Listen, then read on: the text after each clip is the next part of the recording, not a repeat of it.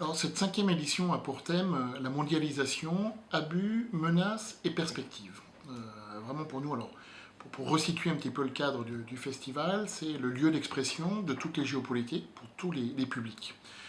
Et quand on a réfléchi au thème, on s'est dit, bon, on a déjà abordé donc, des thèmes spécifiques comme l'intelligence économique, des thèmes peut-être plus généralistes ou de réflexion comme la place de la France dans la mondialisation. On a également parlé des pays émergents.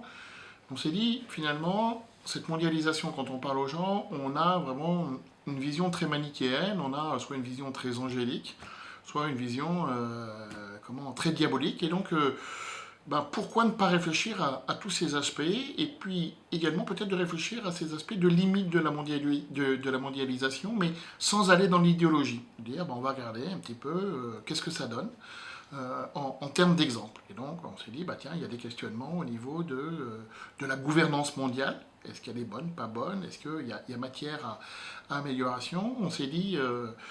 pour les entreprises, les limites de la mondialisation, c'est tout ce qui est forme de criminalisation, donc qui se décline par de la corruption, qui se décline par de la contrefaçon, qui se décline par des paradis fiscaux, par les mafias. Et on s'est dit, tiens, finalement, on tient là notre sujet, on va donner donc ces infos sur les limites de la mondialisation, mais encore une fois, pas dans un but de juger et de dire, on vous l'avait bien dit, mais de donner des clés de décryptage pour que les gens qui viennent, qu'ils soient nos étudiants, d'autres étudiants, le grand public, des gens de l'entreprise, puissent se dire, oui, ça c'est des choses qui existent, on doit le prendre en compte. Il faut qu'on soit, je vais prendre une expression peut-être un peu triviale, mais il faut qu'on soit déniaisé sur ces sujets. Puis on s'est dit, malgré tout, la mondialisation, il y a des perspectives, et donc c'est tout simplement également de parler de ces nouvelles évolutions possibles. Alors, fort de ce cadrage du sujet, on s'est dit il faut des gens qui soient compétents et qui reflètent donc toutes ces idéologies, toutes ces visions, tous ces points de vue.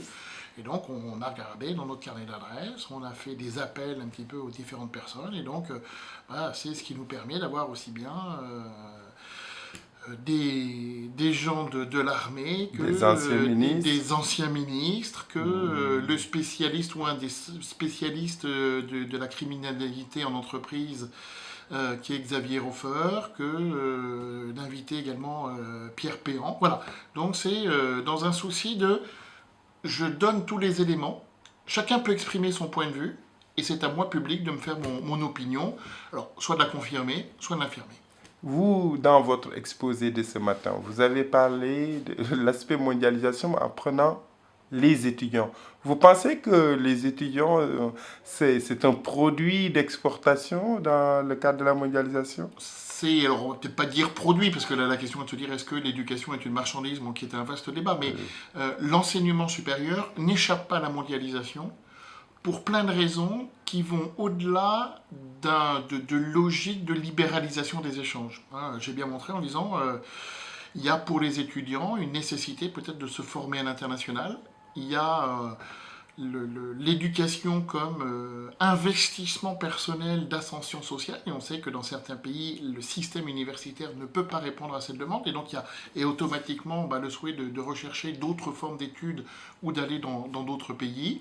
Il y a un intérêt financier, il ne faut pas s'en cacher, et puis il y a une bataille mondiale de l'éducation, et qui fait que Grenoble, comme un certain nombre d'établissements, sont engagés dans une bataille planétaire pour attirer les meilleurs talents.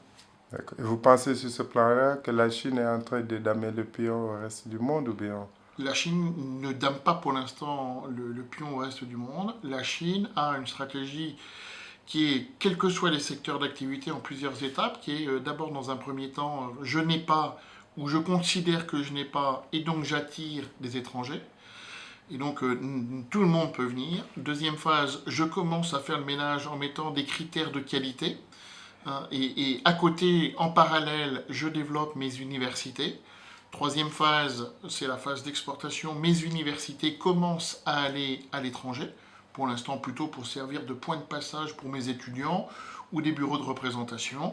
Quatrième phase, ça sera j'embauche des spécialistes dans tous les domaines et je monte en gamme pour devenir un acteur majeur de l'enseignement supérieur et de revenir sur une des raisons que j'évoquais tout à l'heure, qui est pour des raisons de diplomatie de la connaissance. On a parlé des étudiants. Justement, votre institut a ouvert en collaboration avec notre institut marocain. Où est-ce que vous en êtes au niveau de Alors cette on a fait école? notre Ouais. première rentrée avec Mm. notre première promo d'étudiants panafricains, donc à Casa au mois d'octobre. Donc le principe, c'est pour nous de créer un réseau de business school en Afrique et pour toutes ces écoles de ce réseau d'offrir un MSc à Casablanca après un bac+3. Et donc on a une quinzaine d'étudiants issus de 5 pays qui sont en train de suivre une formation à Casablanca. Et ça prend combien d'années? La formation dure 2 ans. D'accord. Et pour l'instant, Ils sont en première année, ouais, voilà, donc ils seront diplômés dans un an.